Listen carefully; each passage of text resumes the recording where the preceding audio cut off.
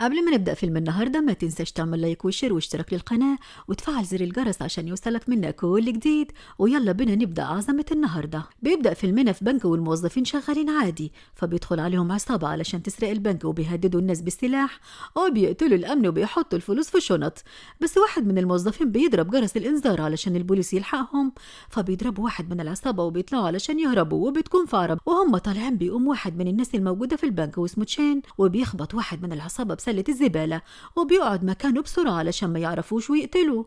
وبيحاول الحرامي يعرف مين اللي خبطه وبيسأل تشين نفسه، لكن بيقول له انه واحد من اللي قاعدين الناحية التانية. واول ما بيبص عليهم بينط عليه بضربة وبيقع منه سلاح. وبعدها بيطلب الراجل قلم علشان يكتب ارقام غريبة على صورة متعلقة، وبنعرف بعد كده انها مقاسات وش الحرامي علشان يقدروا يتعرفوا عليه. وبتوصل الشرطة بعد ما بتكون العصابة هربت، ومدير البنك بيقول للضابط إن العصابة من 4 أشخاص سرقوهم وهربوا، بس تشين اللي واقف بيقول لهم إنهم 5 مش 4 وإن السواق كان الخامس، وبيديله مواصفات العربية ورقم اللوحة وبيقول له على معلومات كمان عن العربية. فبيستغرب الضابط وبيفتكره شغال في المرور، بس تشين بيرد عليه وبيقول له إنه شغال في مركز الإحصاء. وبعدها بيوري له الورقة اللي كتب عليها وبيقول له ندي مواصفات زعيم العصابة اللي كان معاهم، وبيأمر الضابط إنهم يقطعوا الطريق وبيبلغ برقم العربية. وبيروح علشان يدور على العصابة وبيأمر واحد من الشرطة أن ياخد تشين على المركز علشان يقول على المواصفات للرسام ويقدروا يتعرفوا على الراجل. وبيروح تشين قسم الشرطة وبيقول المواصفات بالضبط للرسام،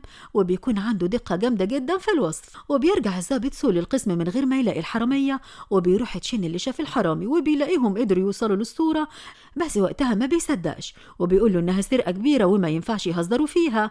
فبيبص له تشين وبعدها بيقول للرسام يرسم صورة تانية وبيديله مواصفات بالأرقام زي ما عمل في الصورة الأولى. وأول ما خلص الرسمة بيسأله الضابط لمين الرسمة دي، فبتبص عليها مساعدة الضابط وبتقوله إنه هو اللي في الصورة، فبيمسك سون الصورة وبيبقى مستغرب منه. وبعدها بيقول له تشين إن عنده 6 علامات في خده اليمين، بس سون بيرد عليه وبيقول له إنهم 5. فبيروح واحد من اللي واقفين معاهم يعد العلامات في خد الضابط، فبيلاقيهم 6 فعلا. والكل بيبقى مش فاهم تشين قدر يلاحظ كل الحاجات دي امتى وازاي. والضابط سون بيأمر داغو المساعد بتاعه ياخد صورة الحرامي اللي رسمها تشين. وبعدها بنشوف في الأخبار إنهم قدروا يوصلوا فعلا للحرامية بعد يوم واحد، وكل الناس بتتكلم عن تشين الراجل الرقمي بسبب مساعدته للشرطة وشجاعته لما ضرب الحرامية في البنك، وكمان اتكرم من الشرطة. وبعدها بتحاول القنوات تصور مع تشين بسبب شهرته، وطبعا هو بيكون متواضع وبيقول لهم إنه راجل عادي. وبعدها بيروح لمديره وبيقول له إنه مش عايز يطلع في التلفزيون ومحدش يدخل الصحافة هنا، بس مديره بيفاجئه وبيعرفه إنه اترقى وبقى مدير نائب مركز الإحصاء، وإنه دلوقتي بيتكلم باسم مركز الإحصاء ولازم يعمل مقابلات أكتر وبيكون فخور بيه. وبتيجي مكالمة تليفونية للمدير من عميل عندهم، بس المدير بيخلي تشين يكلمه لأنه هو اللي بيعرف في كل حاجة وهو اللي بيمشي المركز، وبيكون هو الصح والعميل بيعتذر وبيقفل. وبعدها بيأمروا المدير ينقل المكتب اللي جنبه علشان ترقيته. وبنروح المستشفى وبتكون بنت تشين قاعدة مع عمها لأنه مصاب في رجليه، وبيجي لهم تشين ومراته وابنه ومعهم الدكتور، وبيطلب أخو تشين من الدكتور إنه يطلع من المستشفى. فبيسمح له الدكتور وبياخد تشين على جنب وبيقول إن أخوه محتاج راحة لأنه اتشل وده هيسبب له ألم نفسي كبير، وبيقول له إنه مستحيل يتحرك لأنه عنده مشكلة في العصب الشوكي. وبيروحوا بيت اخو تشين وبتساله بنت تشين ازاي حصلت له الحادثه هو ما بينساش حاجه، فرد عليه وقال لها انه حظه وحش. فبتساله مراته عارفه اللي ضرب اخوه بالعربيه في الحادثه ولا لسه، فبيقول لها ان ما كانش عليها لوحه ارقام والعربيات اللي من غير لوحات كتيره. فاخوه بيتريق وبيقول له ممكن يكون مات. وبعدها تشين بيقول لاخوه انه بدل ما هو عايش لوحده يروح معاهم علشان يطمنوا عليه، فما بيرضاش وبيقول لهم انه مرتاح في بيته. وبنرجع لقسم الشرطه وبيكونوا شغالين في يوم عادي، بس مره واحده بتختفي كل المعلومات والشاشات كلها بتبقى اسود وبتظهر قدامهم ارقام كتيره، وبيعرفوا ان النظام اتهكر وفي حد قدر يخترقه.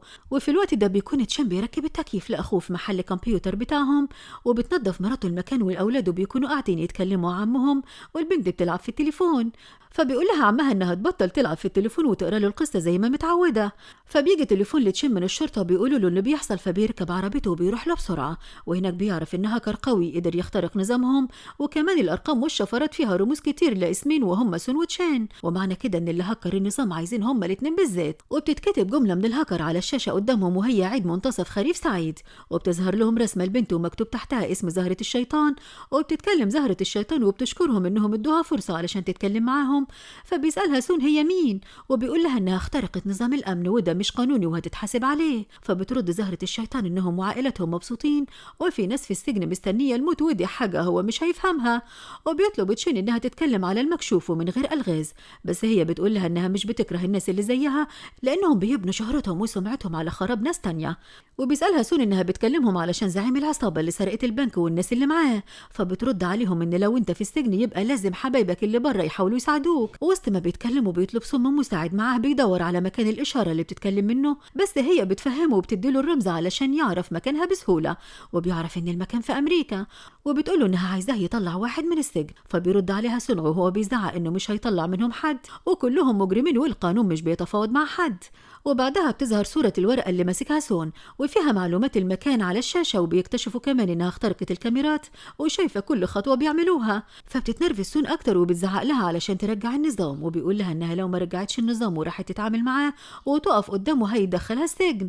بس هي كمان بتتعصب وبتزعق له، وبعد كده بتقول له يبصوا من الشباك، فبيلاقوا مبنى قصادهم بيولع، وبتقول لهم إن ده تحذير وإنها حطت 3 قنابل في المدينة ودي أقل واحدة فيهم، وإنه يطلع العصابة من السجن أو الناس هتموت وبتختفي من قدامهم.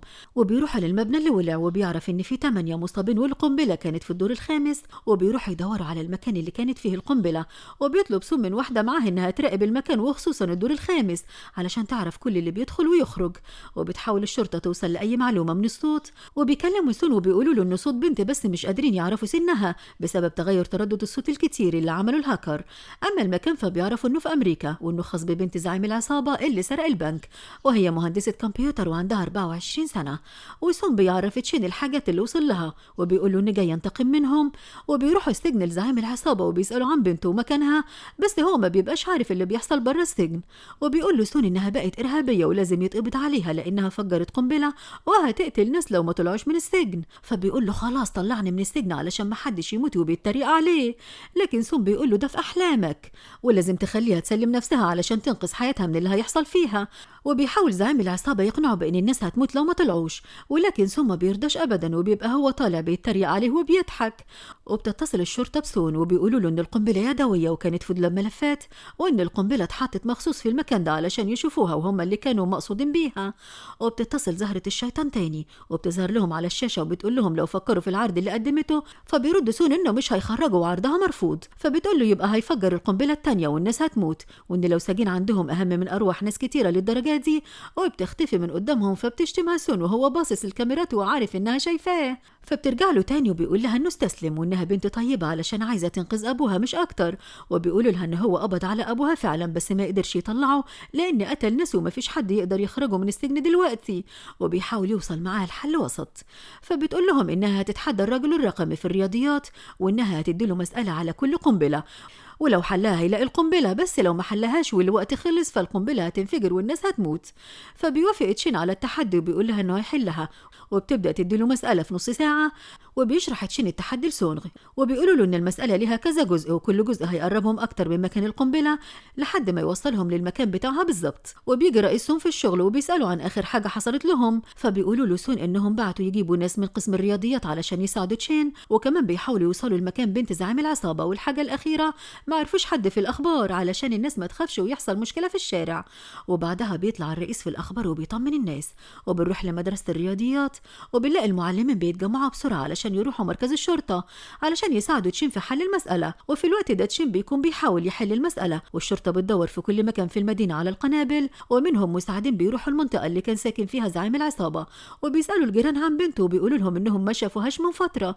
وبيوصل مدرسين الرياضيات للمكان اللي فيه تشين وبيقولوا سون إنهم هيساعدوا يحلوا المسألة، بس زهرة الشيطان بتظهر لهم وما بترضاش حد يساعده، وبتقول لهم إن التحدي بينهم هما الاتنين بس، وإنهم لازم كلهم يطلعوا برا الأوضة اللي فيها تشين. وبيحل تشين المسألة في ربع ساعة وبيقول لها ما تخلفش وعدها معاه. فبتكتب له إن القنبلة في المتحف، فبيجري تشين على اللاسلكي علشان يبلغ الضباط بمكان القنبلة، وبياخد الضابط كل الشرطة معاه وبيطلعوا للمتحف علشان يلحقوا القنبلة قبل ما تنفجر. وبيحاول تشين يكمل باقي المسألة علشان يعرف مكان القنبلة فين بالظبط في المتحف، وبيكون فاضل 12 دقيقة، ووقت وصول الشرطة للمتحف بياخد 6 دقايق. فكده لازم تشين يحل المسألة لأنهم مش هيلحقوا يدوروا عليها في المتحف، ولازم هو اللي يقول لهم مكانها بالظبط. وبتوصل الشرطة للمتحف وبيطلبوا من رئيس المتحف يطلع الناس كلها لموقف السيارات وبيدوروا هم على القنبلة. وبيطلع أمن المتحف كل الناس وبيقولوا لهم في قنبلة في المتحف، فالناس كلها بتجري على موقف السيارات وبيكمل المساكر علشان يلاقوا القنبلة. وبتتصل واحدة من الشرطة بسون وبتقول له إن تشين مش عارف يوصل لحل المسألة وشك إنه مش هيقدر يحلها للآخر، بس سون بيزعق وبيقول لها ما حدش يزعجه. وبتفتكر تشين تشين أبوه وأخوه لما كانوا في الثانوية، وكان أبوه بيحاول يعمل لهم مسابقة على حل مسألة، واللي هيحلها هياخد تفاحة، وكان أخوه هو اللي بيحل المسألة بسهولة وبياخد منه التفاحة. ولما سألوا ازاي بيعمل كده فرد عليه أخوه إنه بيرجع المسألة لأصلها الأول وبعد كده يحلها زي أي مسألة عادية. ومن هنا بتجيله فكرة حل المسألة. وبعتت زهرة الشيطان بيحل المسألة وبيكون خلاص فاضل 40 ثانية،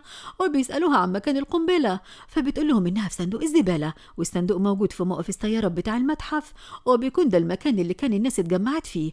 وبيجري الضابط سون واللي معاه علشان يبعدوا الناس، وبيدوروا في صناديق الزبالة لحد ما بيلاقي القنبلة وبياخدها علشان يحطها في صندوق ضد الانفجار. بس بيلاقي الوقت خالص هيخلص فبيرميها في الجو وبتنفجر، ولكن ما بيكونش حد حصل له حاجة. وبيرجع سون للاسم وبيتكلم مع زهرة الشيطان وبيقول لها إنها مجنونة وما عندهاش إنسانية لأنها كانت هتموت ناس كتير ملهاش ذنب. بس هي بترد عليه وبتقول له إن ده هبل، وإيه فايدة القنبلة في مكان ما فيهوش ناس، وبتقول له يا إما نكمل اللعبة أو تنفجر القنبلة. وبيتدخل تشين في الكلام وبيقول لها تكمل اللعبة وتسأل السؤال، بس بتديله سؤال في الذكاء الاصطناعي وبيقول لها إنه ما يقدرش يحله لأنه صعب، وبتقعد تتريق عليه وبتقول له إنه راجل الأرقام والأخبار مش بتكذب، وبتديله ساعة علشان يحلها المرة دي. وبيطلب سون منه يحلها بسرعة وبيروح علشان يكمل شغله وبيحاول يوصل لحاجة جديدة. وبيروح سون علشان يعرف آخر المعلومات اللي وصلوا لها، وبيعرف إن في شخص واحد كان في الوقت اللي اتقطعت فيه كاميرا المراقبة عن المكان اللي انفجر، وبيكون راجل مش ست، وفي نفس الوقت بيعرفوا إن بنت زعيم العصابة مدمنة مخدرات. وبيكون الصحفيين بره واقفين وعايزين معلومات من سون، بس هو ما بيكونش راضي يقول لهم حاجة، ولما بيطلع بيلاقيهم عارفين كل اللي بيحصل بسبب السوشيال ميديا، وفي حد سرب المعلومات وعايزين يتأكدوا، ولكن سون ما بيبقاش عايز يديهم أي معلومات علشان يحافظ على سلامة الناس وهدوءهم. وبتوصل مرات تشين لقسم الشرطة وبتقول له سون إن جوزها مش هيقدر يحل المسألة لأن نفس السؤال ده كان في الجامعة وهي كانت معاه وقتها برضه ما عرفش يحله. وبتوصل تشين وبيقول لها إنه ما عندوش أي فكرة علشان يحل المسألة، بس هي بتقول له إن في واحد بس يقدر يحلها وهو تشيمو أخوه الكبير. وبيطلب سون من مساعده يجيب زعيم العصابة لأنهم ممكن يطلعوا لو المسألة ما اتحلتش علشان مش هينفع القنبلة الثالثة تنفجر. وبيكون رايح يجيب تشيمو من البيت، بس في الطريق بنعرف إن تشيمو ما كملش تعليمه وطلع من الثانوية، بس هو العبقري الحقيقي وأذكى من تشين، بس ما راحش الجامعة بسبب مرض أبوه، وكان لازم واحد منهم يقعد يهتم بالمحل بتاعهم، وعشان كده عمل لهم قرعة واللي يطلع ورقته مكتوب فيها تحت مش هيروح الجامعة وهيقعد، واللي هتطلع ورقتها فيها فوق هو اللي هيروح الجامعة.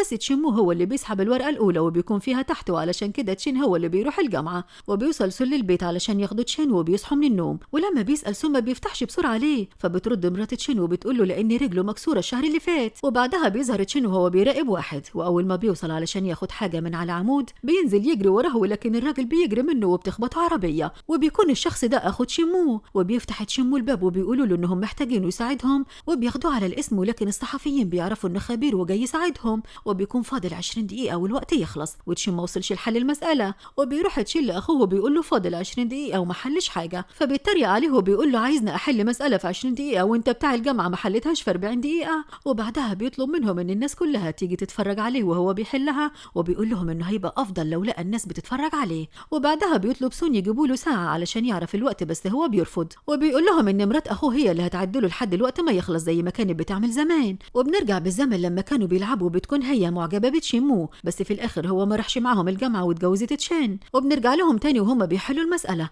وبيكون تشيمو بيمل تشين في السماعة حل المسألة، وبيكون خلاص فاضل 5 دقايق، ولكن تشيمو بيكون متوتر وخايف جدا، وسون ما بيبقاش واثق فيه وبيروح علشان يلاقي حل للقنبلة غير إنهم يحلوا المسألة. بس أول ما بيطلع بره بيسمعهم وهم بيقولوا إنه حل المسألة، فبيطلعوا يجروا على أوضة تشين علشان يعرفوا مكان القنبلة، فبتكتب لهم إن القنبلة في خزنة في القسم نفسه، وبيكون خلاص فاضل دقيقتين وتنفجر. وبيدوروا عليها كلهم في كل مكان، وبيجري تشين على أخوه علشان يطلعوا، وبيكون خلاص فاضل 30 ثانية وتنفجر، بس بيلاقيها في آخر وقت وبيرموها من الشباك وبتنفجر بره. وبتتكلم كل الأخبار على تشيمو وإنه حل المسألة وأنقذ قسم الشرطة. وبعدها بياخدوا تشين في العربية وبيروحوا سوا، وبيقولوا لتشين إنه بيفتخر بيه وإنه دايما هو الذكي، بس تشيمو بيقول له إن أنت دايما بتكسب في الحياة والذكاء ومالوش لازمة بسبب إنه معاق. وبعدها بيفتكر لما تشين نزل يجري وراه وضربته العربية، وبنعرف إن في اليوم ده كانت تشين معدي على كارته والفلوس اتخصمت منه مرتين لأنهم بيدفعوا بالفيزا. وبيعرف إن في حد مركب جهاز بعد الكارتة ب 100 متر علشان ياخد نفس الرسوم الحد اللي بتتخصم منه تاني كسرقة من أصحاب العربيات من غير ما يعرفوا. وبيقعد علشان يراقبوا لحد ما يجي الحرامي،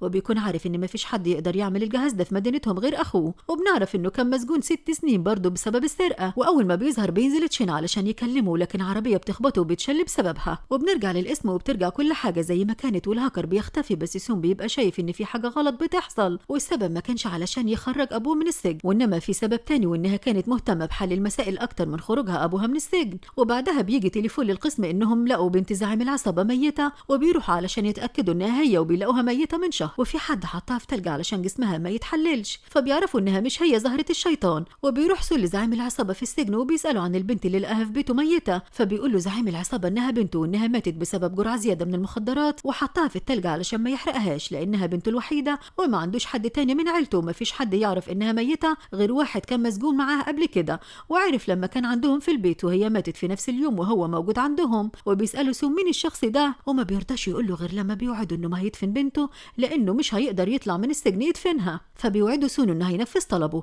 فبيقول له زعيم العصابة إن اسمه تشيمو.